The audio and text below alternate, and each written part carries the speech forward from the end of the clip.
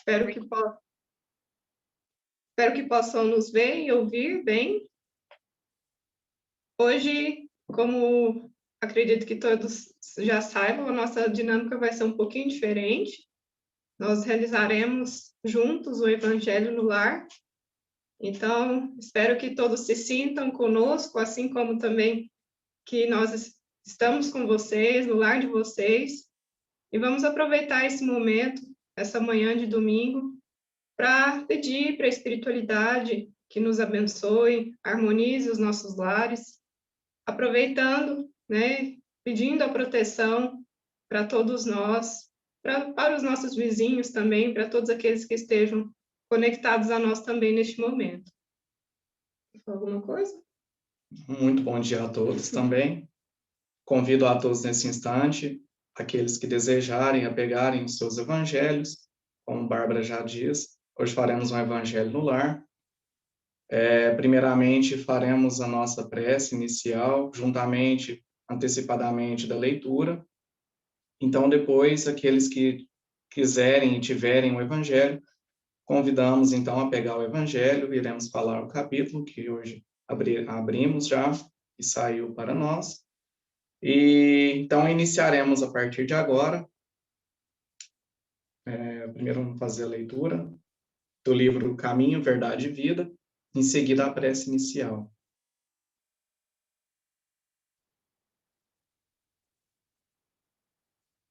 Bom, então, do livro psicografado por Chico Xavier, através do Espírito Emmanuel, lição 130, intitulada como Tristeza. Porque a tristeza, segundo Deus, opera arrependimento para a salvação, o qual não traz pesar, mas a tristeza do mundo gera a morte. Está registrado em Paulo, segunda carta aos Coríntios, capítulo 7, versículo 10. Conforme observamos na advertência de Paulo, há uma tristeza segundo Deus e outra segundo a terra. A primeira soluciona problemas atinentes à vida verdadeira, a segunda é caminho para a morte, como símbolo de estagnação no desvio dos sentimentos. Muita gente considera virtudes a lamentação incessante e o tédio continuado.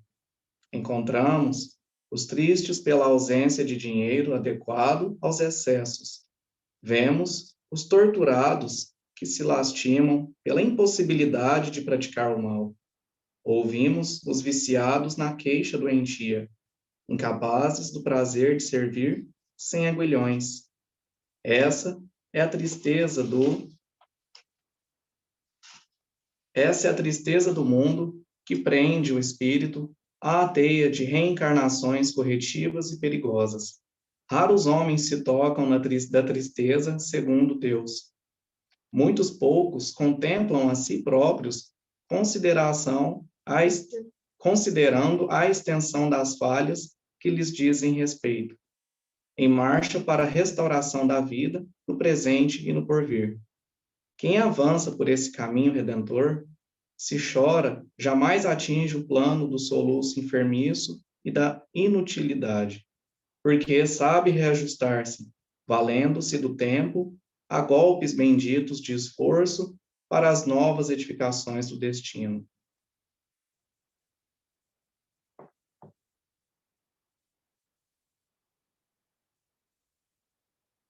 Então, nesse instante, convidamos a todos aqui presentes, sendo estes nossos amigos aqui encarnados, também como todos os nossos amigos desencarnados, a levantarem, a erguerem, a elevarem o pensamento aos céus, ao alto, lembrando, primeiramente, do nosso Pai, nosso Deus Criador, misericordioso e bondoso, justo, assim como nosso Mestre, amigo, protetor, Jesus, agradecendo, primeiramente, a vida, agradecendo a estes pela oportunidade da encarnação, da reencarnação, e de aqui, então, estarmos reunidos em nome do Evangelho de Cristo, para que juntos possamos aprendermos a nos conhecermos, aprendermos e a respeitar a divindade, a vida e o destino nosso enquanto ser encarnado. Agradecemos também pela saúde, agradecemos por tudo que temos, a oportunidade que temos e pelas bênçãos que nos são concedidas diariamente. Agradecemos até mesmo pelas dificuldades, pois sabemos que essas são os meios que mais nos são cobrados para a nossa evolução. São as provas de que necessitamos para que possamos avançar. Agradecemos também a espiritualidade de luz, a espiritualidade amiga e protetora, que está presente não só em nossos lares, mas também em nosso grupo, nos apoiando, nos fortalecendo e nos auxiliando. Que nesse instante possamos contar com o apoio dos nossos amigos benfeitores e pedimos então ao Mestre Jesus autorização para iniciar mais um Evangelho no Lar, e que assim seja. Que assim seja. Bem, como já comentamos da última vez, o Evangelho do Lar, nós não necessitamos necessariamente de seguir a sequência do livro, né, do Evangelho, no caso. Então, aqui nós abrimos anteriormente, aleatoriamente, né, e caiu no capítulo 19, A Fé Transporta Montanhas, no item 8, de 8 a 10, Parábola da Figueira que Secou. Então, nós vamos fazer a leitura dos itens e, em seguida, começamos os comentários. Quando saíam de Betânia, ele teve fome, e vendo ao longe uma figueira, para ela encaminhou-se, a ver se acharia alguma coisa. Tendo-se, porém, aproximado, só achou folhas, visto não ser tempo de figos. Então, disse Jesus à figueira, que ninguém coma de ti fruto algum, o que seus discípulos ouviram. No dia seguinte, ao passarem pela figueira, viram que secara até a raiz. Pedro, lembrando-se do que dissera Jesus, disse: Mestre, olha como secou a figueira que tu amaldiçoastes. Jesus, tomando a palavra, lhes disse: Tende fé em Deus. Digo-vos em verdade que aquele que disser a esta montanha, tira-te daí e lança-te ao mar, mas sem hesitar no seu coração, crente, ao contrário, firmemente, de que tudo o que houver dito acontecerá, verá que, com efeito, acontece. Essa passagem está no Evangelho de Marcos, capítulo 11, versículos 12 a 14 e versículos 20 a 23. E aí seguimos com os comentários, a explicação de Kardec. A figueira que secou é o símbolo dos que apenas aparentam propensão para o bem, mas que, em realidade, nada de bom produzem, dos oradores que mais brilho têm do que solidez, cujas palavras trazem superficial verniz, de sorte que agradam aos ouvidos, sem que, entretanto, revelem, quando perscrutadas, algo de substancial para os corações. É de perguntar-se que proveito tiraram delas os que a escutaram. Simboliza também todos aqueles que, tendo meios de ser úteis, não o são. Todas as utopias todos os sistemas ocos, todas as doutrinas carentes de base sólida. O que mais das vezes falta é a verdadeira fé, a fé produtiva, a fé que abala as fibras do coração, a fé numa palavra que transporta montanhas. São árvores cobertas de folhas, porém baldas de frutos. Por isso é que Jesus as condena à esterilidade, porquanto o dia virá em que se acharão secas até a raiz. Quer dizer que todos os sistemas, todas as doutrinas que nenhum bem para a humanidade houverem produzido, cairão reduzidas a nada. Que todos os homens, deliberadamente inúteis, por não terem posto em ação os recursos que traziam consigo, serão tratados como a figueira que secou. Os médiuns são os intérpretes dos espíritos. Suprem, nestes últimos, a falta de órgãos materiais pelos quais transmitam suas instruções. Daí vem os serem dotados de faculdades para esse efeito. Nos tempos atuais, de renovação social, cabe-lhes uma missão especialíssima. São árvores destinadas a fornecer alimento espiritual a seus irmãos. Multiplicam-se em número, para que abunde o alimento. Há-os por toda a parte, em todos os países, em todas as classes da sociedade, entre os ricos e pobres, entre os grandes e os pequenos, a fim de que em todo ponto a fim de que em nenhum ponto faltem, e a fim de ficar demonstrado aos homens que todos são chamados. Se, porém, eles desviam do objetivo providencial a preciosa faculdade que lhes foi concedida, se as empregam em coisas fúteis ou prejudiciais, se a põem a serviço dos interesses mundanos, se em vez de frutos sazonados dão maus frutos, se recusam a utilizá-la em benefício dos outros, se nenhum proveito tiram dela para si mesmos, melhorando-se, são quais a figueira estéril. Deus lhes retirará um dom que se tornou inútil neles, a semente que não sabem fazer que frutifique, e consentirá que se tornem presas dos espíritos maus. Interessante essa parábola, Sim. né? Que realmente é uma passagem, né, de Jesus, e ela é bem interessante, né?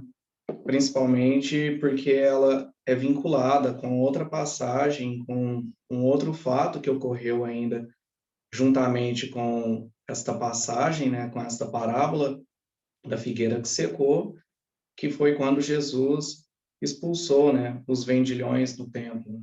Sim, de acordo com a interpretação que o Simão Pedro, né? Sim, que ele traz, que ele explica isso para nós, nosso conterrâneo, que se nós formos buscar no Evangelho de Marcos, porque o Marcos, né, diferente dos outros, ele traz essa ordem cronológica, né, dos fatos, que Jesus vivia com os discípulos.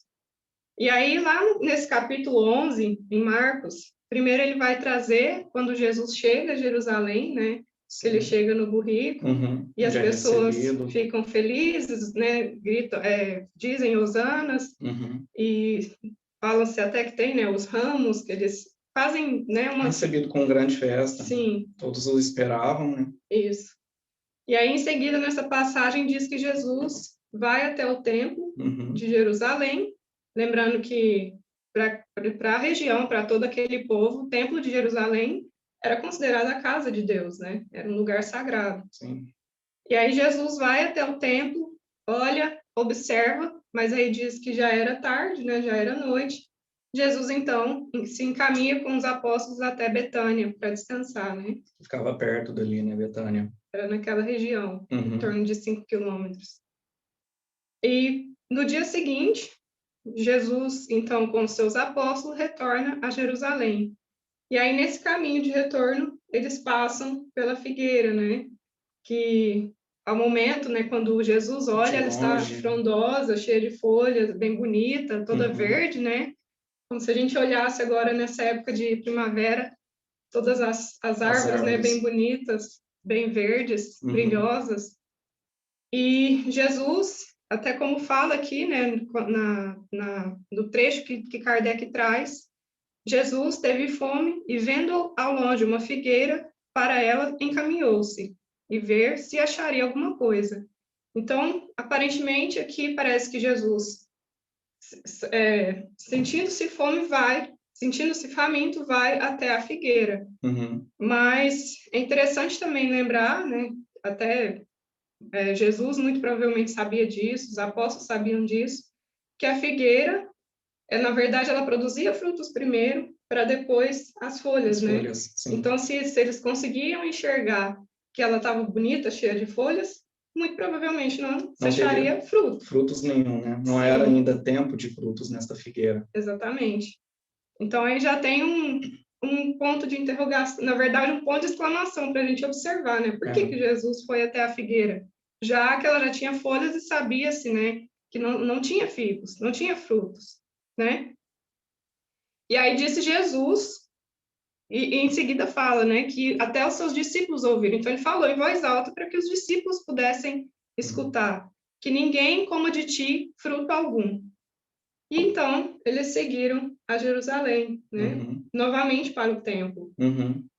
E onde aconteceu então o outro registro, né, que também está no Evangelho, em que Jesus, chegando nesse templo, vê que ali que era considerado, né, em teoria, era para ser a casa santa, né, ali onde era para acontecer, ter trabalhos edificantes, trabalhos que conectassem, né, o homem à divindade, o homem ao nosso Pai, Deus Criador, ali estava, como foi colocado, um covil de ladrões. Sim. Porque ali tinha se tornado, ao invés de uma casa santa, uma casa de negócios. Todos estavam ali cheios de mesa, negociando e vendendo e fazendo negócios, comerciantes de todos os lugares.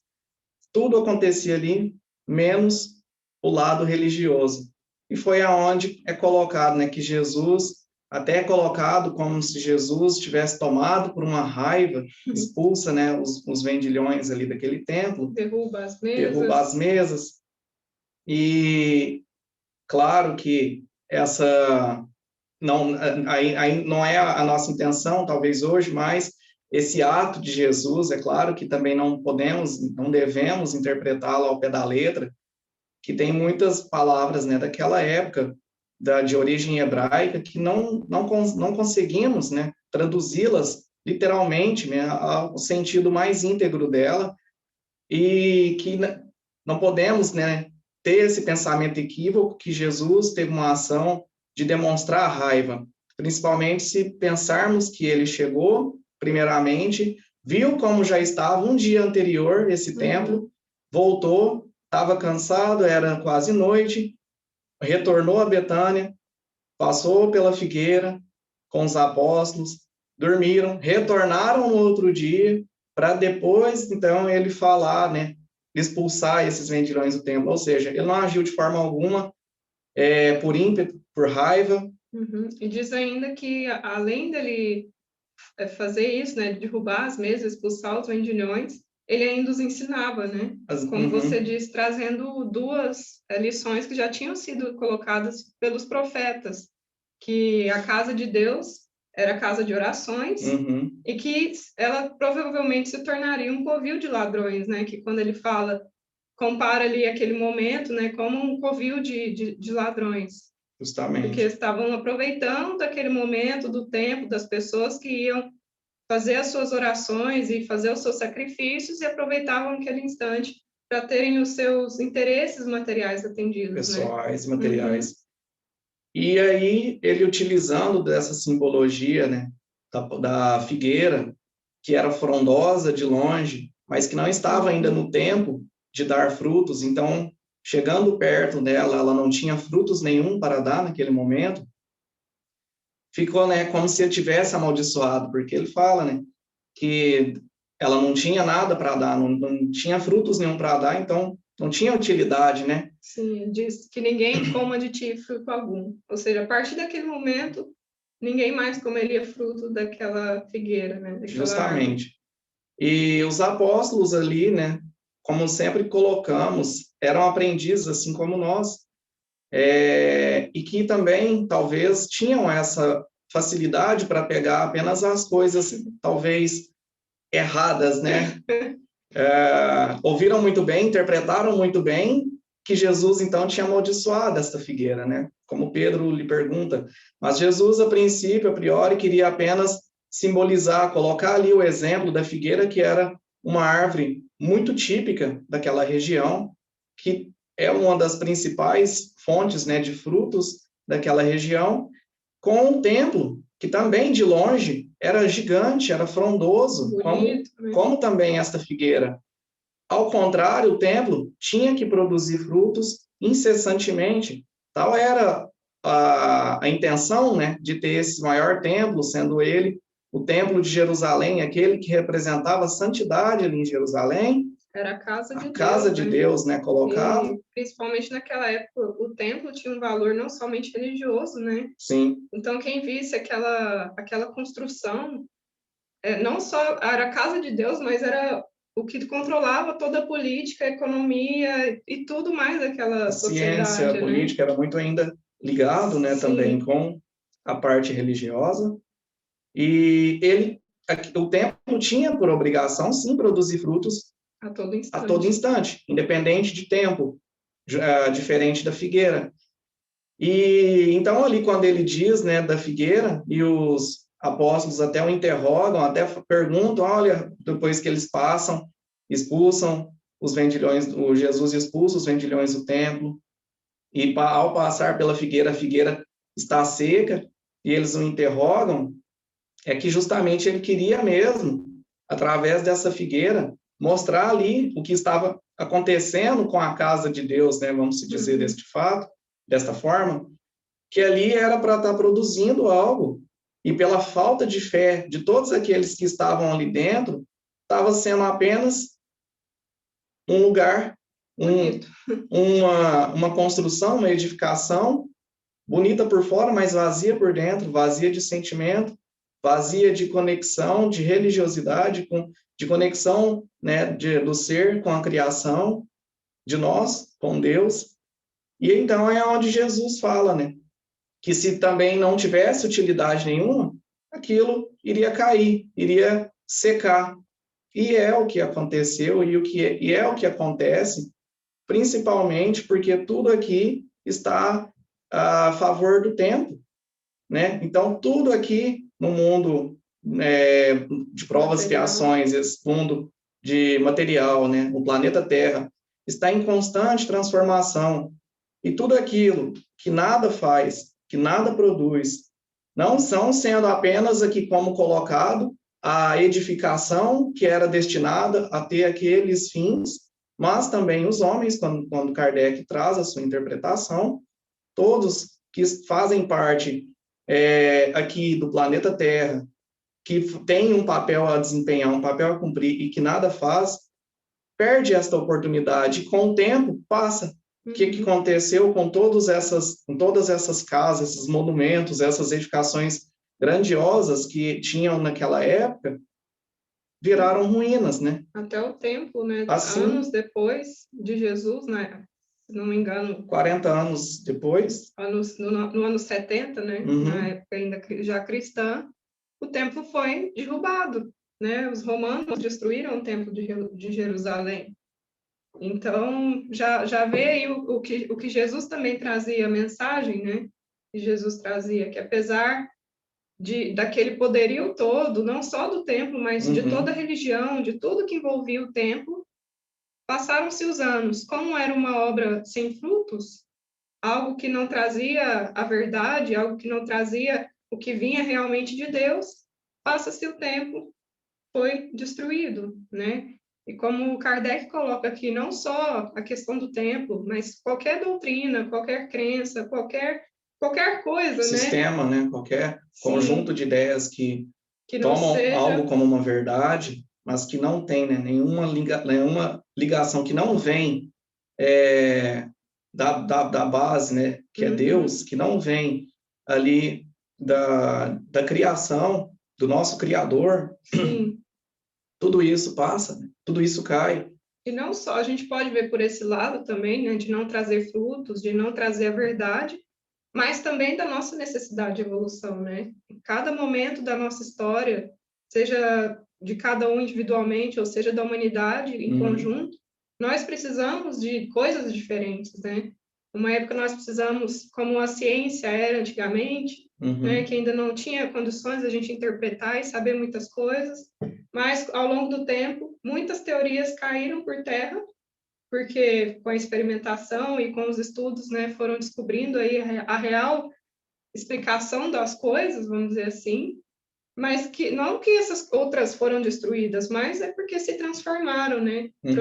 Foi possível trazer mais explicações, mais conceitos que cabem com a nossa ciência de hoje, com o conhecimento que o homem tem. E nesse sentido também a religião, né?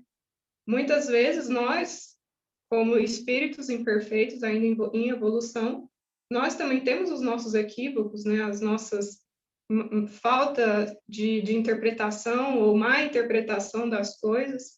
E é justamente por isso que Jesus trazia muito essa simbologia, né? Tanto nos estudos do Boa Nova nós vemos muito isso. Às vezes os discípulos não conseguiam entender tal coisa, né? Ficavam ali brigando e discutindo. Jesus ouvia, não falava nada. Mas aí no dia próximo, né? Ele tinha toda uma situação ali, trazia uma situação com eles para que colocasse então ensinamento. E assim como a parábola da figueira, né? Que acho interessante como o Simão explica isso, né? Dessa parte que Marcos traz de forma cronológica de tudo, né? De tudo. Todos os fatos, né, que foram acontecendo. Conceitos que Jesus veio trazendo, né? Construindo mesmo a lição, o ensinamento. Né? Primeiro ele vai lá no templo, observa, depois retorna a Betânia, dorme, descansa, né? No outro dia, passa pela figueira, vê que ela está bonita, frondosa, chega perto dela, dá lição aos apóstolos, aos discípulos que escutam, volta ao templo, expulsa os vendilhões e passa de novo pela figueira. E aí mostra, né? Deixa que os discípulos veem que ela secou, né? E aí Pedro, né? Justamente como você falou, assim como nós, a gente sempre enxerga aquilo, vamos dizer assim, o mal feito, já coloca para Jesus, né? Olha, mestre, a árvore que o Senhor amaldiçoaste, né? Secou. Então ele interpretou que Jesus foi lá naquele momento, chegou perto e amaldiçoou a figueira, né? Mas na verdade não era bem isso. E hoje, juntamente também com o conhecimento da doutrina espírita, nós temos a possibilidade de entender, de ter essa interpretação, né? Então, são conhecimentos aí justamente por Jesus ter trazido essas figuras, essas simbologias que ainda hoje a gente consegue estudá-las, né? E trazer o seu significado, né? E é interessante que a figueira também, ela representava o símbolo, né, das ciências, né? Ciência religiosa. Ciência religiosa, né, do conhecimento. E então ali ele consegue colocar tudo em um cenário só, um grande exemplo, uma grande explicação para todos nós, né? Todos nós aqui, enquanto também espíritos na condição de imperfeitos, que se esforçam, né, dia após dia, para entender e vivenciar, né, as leis divinas, as leis morais. Que essas não mudam, né? São imutáveis. Mas que exige, além de tudo, muito esforço, muita dedicação, muito trabalho. E o que nos alimenta a ter isso é o que Jesus também colocou, a questão da fé. Tendes fé. E aqui, quando buscamos, talvez, um contato religioso, seja qual for, é talvez a nossa busca principalmente, ou primeiramente, a Deus. Não tem como falar-se em religião ou ter algo que nos liga, senão que seja aquele que liga a Deus, né? Até o próprio ato religioso é a nossa religação ao nosso Criador, a Deus. Então, a nossa fé, ela tem que ser baseada, precisa, para que seja uma verdadeira fé, primeiramente, a Deus, que é o nosso Pai maior, Sim. o nosso Pai misericordioso. E, segundamente, ao nosso Mestre, o nosso querido, né, Jesus, que não só é o Criador, né, deste planeta em que habitamos, como também aquele que faz a manutenção, aquele que está no leme, que está à frente, que está na gerência desse planeta. Sim, eu achei muito oportuna a mensagem que você leu no início. Nós prometemos a vocês que foi aleatoriamente, o Myron abriu a mensagem inicial aqui no momento, falando da tristeza, né? Porque nessa imagem que os apóstolos, os discípulos viam ali, era que a figueira secou. Uhum. Mas, na verdade, nós sabemos que nada nesse mundo morre, seca, né? Se torna inútil, vamos dizer assim. Na verdade, são transformações, Uhum. né? A árvore secou, mas provavelmente ela vai ser utilizada como adubo ou ainda vai conseguir se renovar, Uhum. né? E aí a mensagem traz da tristeza de Deus, né? Que às vezes a gente faz algo errado, a gente se engana, tá tão confuso na nossa vida, vem a tristeza, e aí ele cita o arrependimento, Uhum. mas acompanhada dessa tristeza, desse arrependimento, né, vamos dizer assim, desse momento de secura que a gente tem, Uhum. se a gente tem fé, aí vem a transformação, né, vem a verdade, vem aquela oportunidade de nos transformarmos, né, Uhum. de nos renovarmos. Porque a fé, como até mesmo capítulos anteriores, Kardec já trouxe muito bem também, trabalhado a fé juntamente com esperança e a caridade, são, vamos se dizer, as bases, né, para que possamos exercer, primeiramente, o alto amor e, segundo, o amor para com todos, né, o nosso próximo, né, Uhum. seja ele qual for.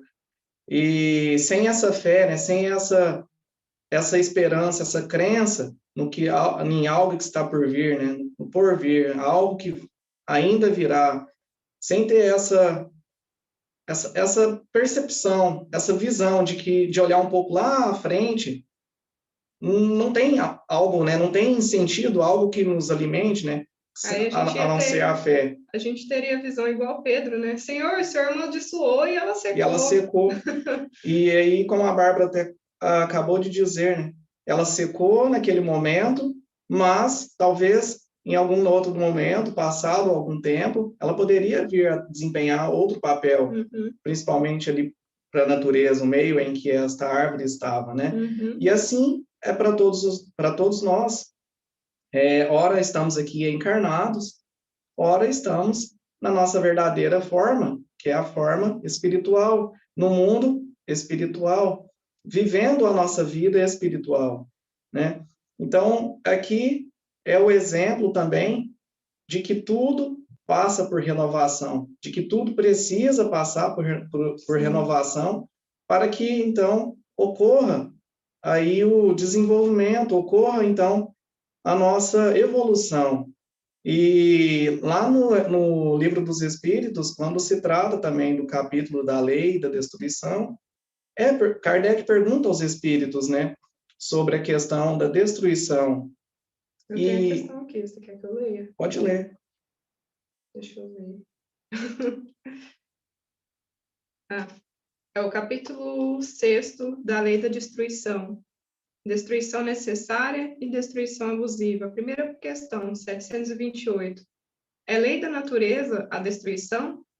Preciso é que tudo se destrua para renascer e se regenerar, porque o que chamais destruição não passa de uma transformação, que tem por fim a renovação e melhoria dos seres vivos. Uhum. Justamente. Então, é uma renovação e é necessário. E aqui, outro aspecto que devemos também ter atenção é que Jesus fala da fé e Kardec, ao interpretá-la, também coloca que apenas não é apenas a questão de ter fé, mas e os atributos para ter esta fé? Como a figueira tinha ali a sua parte frondosa, que talvez era o aspecto daquela figueira, né, de ser frondosa, de acolher, de ter ramos grandiosos. Assim também como o templo tinha sua função, nós, enquanto também espíritos encarnados, temos as nossas funções, e para isso temos também um grande empréstimo de atributos valiosos que são escolhidos a dedos pela espiritualidade, claro que tudo passando pela aprovação de Deus, para que possamos também desempenhar o nosso trabalho, né?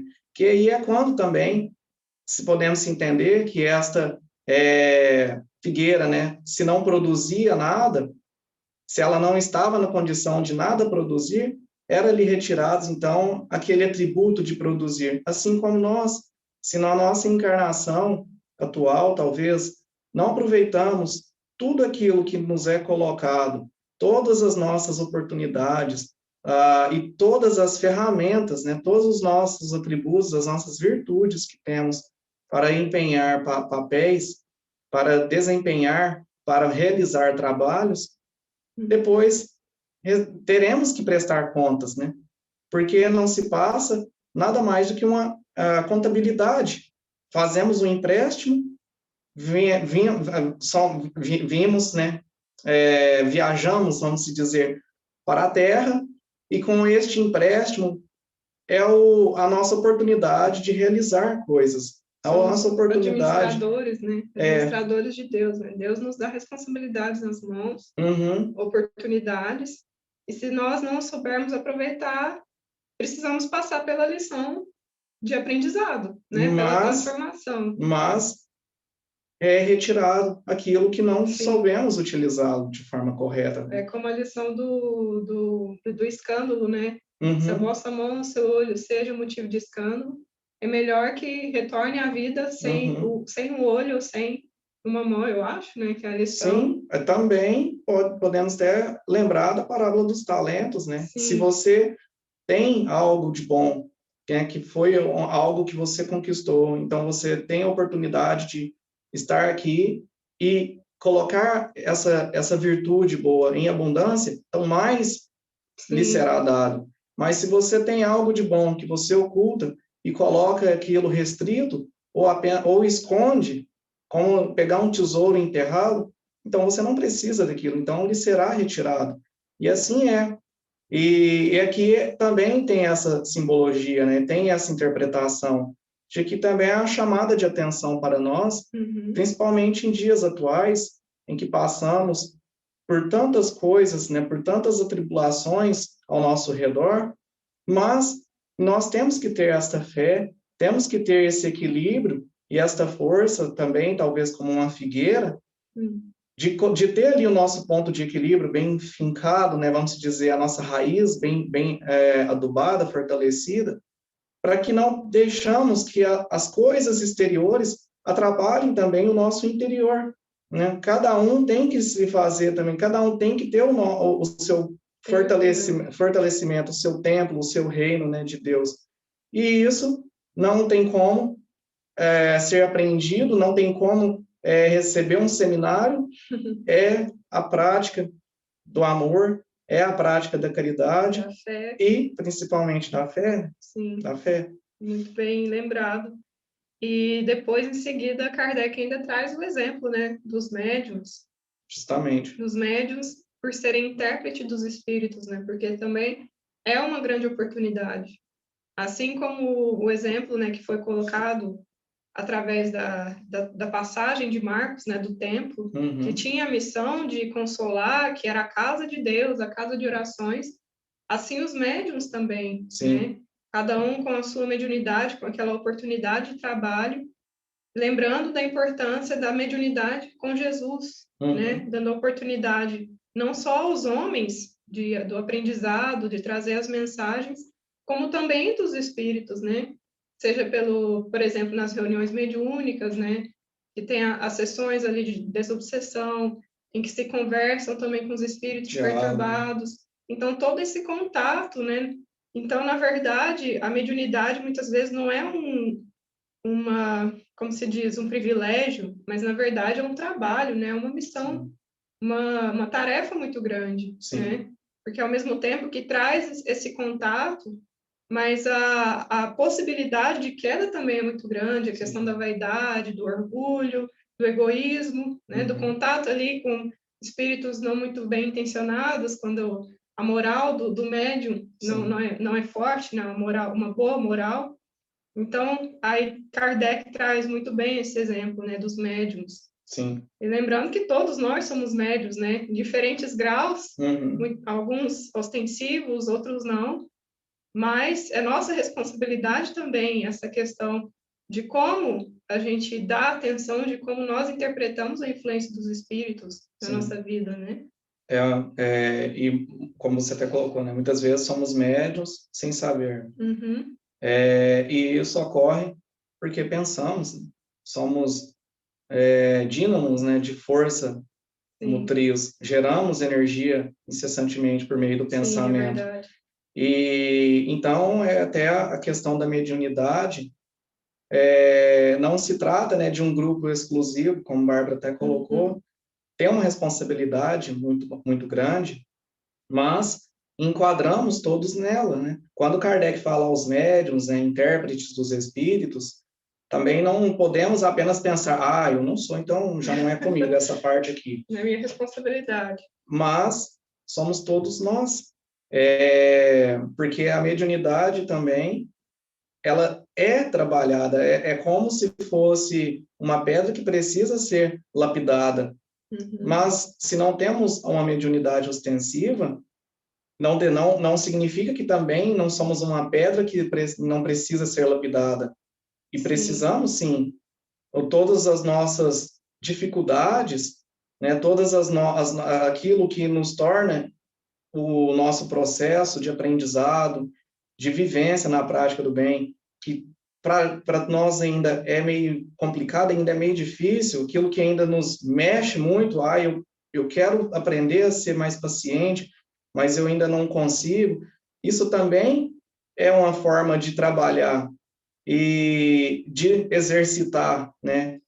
Então exige esforço. E é uma responsabilidade nossa também como médios, como você disse, às vezes não ostensivos, mas, por exemplo, neste momento nós estamos fazendo o Evangelho no Lar.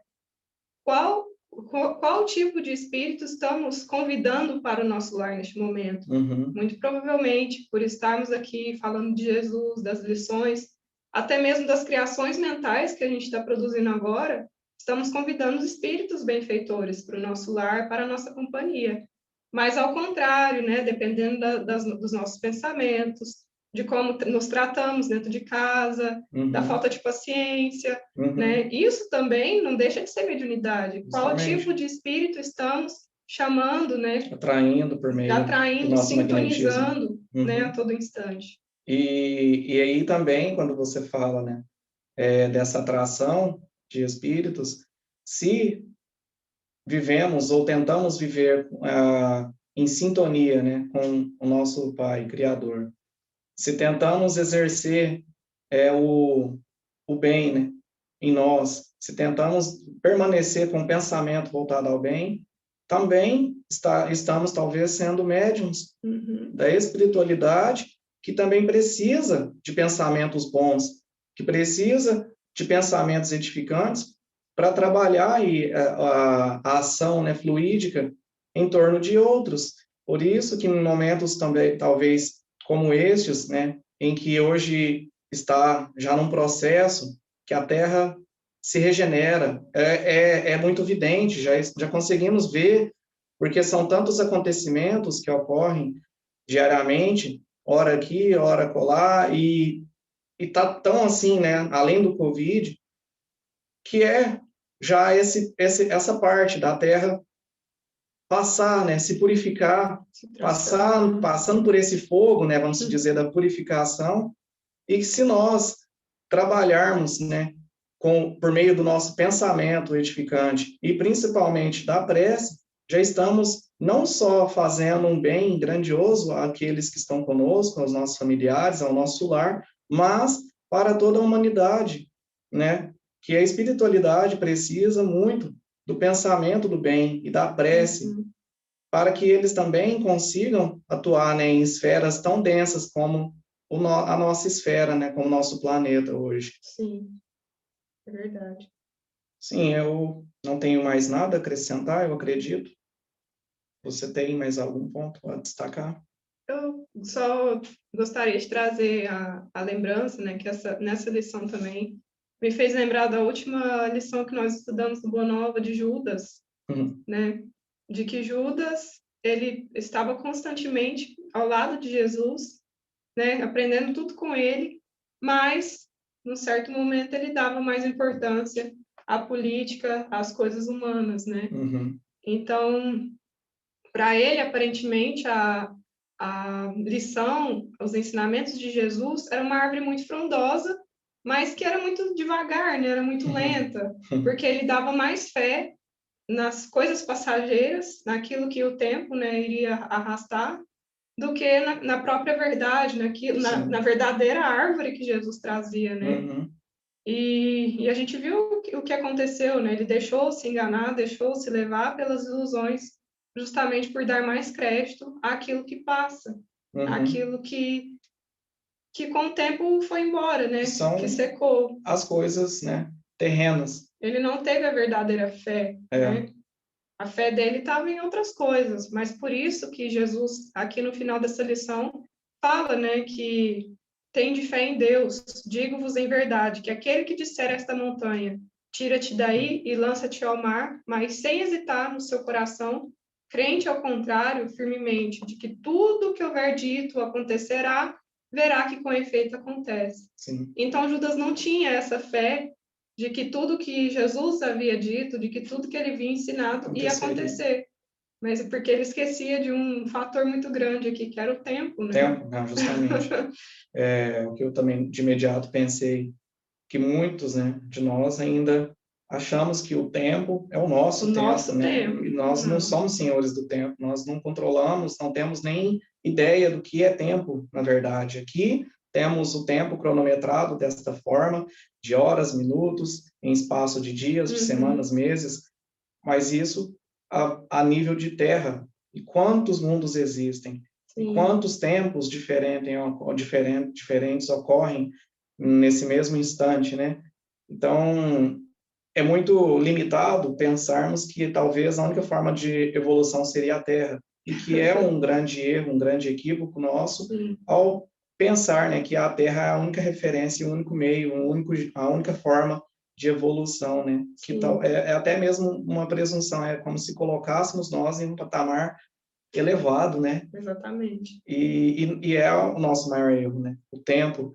E o tempo também é a resposta, né? Mostra a todos nós que aquilo que não vem de Deus Com o passa, tempo com o tempo passará. passa, com o tempo passa. Assim Exatamente. como tudo ocorre e ocorreu e ocorre incessantemente com a Sim. criação, né? Tudo que era império há alguns anos atrás, hoje são ruínas. Tudo hoje, né, que talvez sejam muralhas aí para a nossa evolução, talvez sejam pedriscos amanhã. Verdade. Exatamente. Então, por isso que Jesus já nos recomendava, né? Vigiai e orai. Orai. Nós temos que pôr fé sempre nas coisas divinas, né? Nos ensinamentos divinos, no que Jesus veio nos ensinar. É. E aquilo que, no certo momento, parece ser tristeza, como foi colocado ali na lição, na verdade, são meios ali de Deus nos colocar no caminho da evolução, né? Que a gente sempre tenha isso em mente. Então, acho que podemos encerrar por aqui, Sim, né? podemos sim. Você faz a prece de Faço a prece encerramento, né? final. Só lembrando também, convidando a todos que ainda não têm um copo com água, aquele que necessite, né? Que a água, neste momento, pediremos para que ela seja fluidificada, para que nela seja depositada também, né, os fluidos de que necessitamos para o nosso realinhamento dos nossos centros de força. Então, a Bárbara irá fazer a prece de encerramento e daremos por encerrado, né, este dia, este domingo de Evangelho no Lar de hoje. Sim. Então, todos nós, conectados em um só pensamento, nessa grandiosíssima oportunidade de convidarmos o Mestre, juntamente com as suas lições, com as suas imagens em nosso lar. Agradecemos, Pai, Senhor da vida, por essa oportunidade de estarmos no aconchego dos nossos lares, com a nossa família, recebendo as instruções, a proteção e o carinho da espiritualidade superior que nos envolve neste momento. Pedimos que todo o nosso lar, as pessoas que aqui convivem conosco, recebam essas energias salutares, que todo o ambiente se encha com essas energias harmoniosas, nos trazendo paz, esperança, consolo, fortalecendo a nossa fé, que a qualquer momento que sintamos tristeza ou desenganos, possamos lembrar dessa força maior, desse amor divino que nos envolve a todo instante, da espiritualidade amorosa e benfeitora que está sempre ao nosso redor, sempre torcendo pela nossa evolução, pelo nosso despertar, pelo nosso bem proceder. E ao mesmo tempo, Pai, agradecemos a Ti imensamente por todas as oportunidades que temos, que por mais espíritos imperfeitos que somos, a cada dia, a cada segundo, a cada instante, somos presenteados com a nova oportunidade, com a Tua sabedoria, com o Teu amor. Pedimos, Pai, que as nossas águas também sejam fluidificadas. Por meio desse fluido divino, tão essencial para as nossas vidas, possamos receber a medicação necessária para o nosso equilíbrio perispiritual e físico, nos ajudando durante toda a semana no nosso bom ânimo, no nosso trabalho, mantendo os nossos corações sempre agradecidos por todas as oportunidades que são colocadas no nosso caminho. Agradecemos mais uma vez e pedimos, Pai, força e amparo à espiritualidade superior, que continue trabalhando em favor da nossa humanidade, da nossa transformação, da transformação do nosso planeta Terra. Muito obrigada, que assim seja.